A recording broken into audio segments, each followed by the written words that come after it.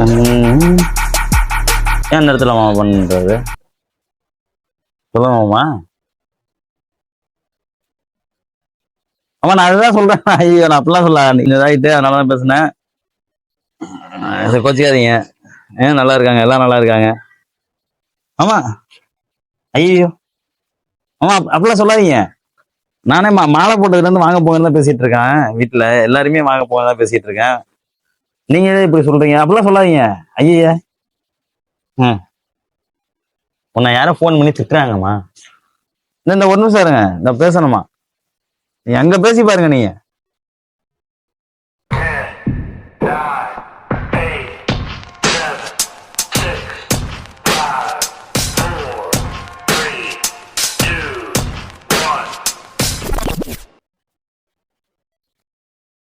சரிங்க மாமா, நான் அப்புறம் கூப்பிடுறேன். உங்க அப்பா எங்க அப்பாவா?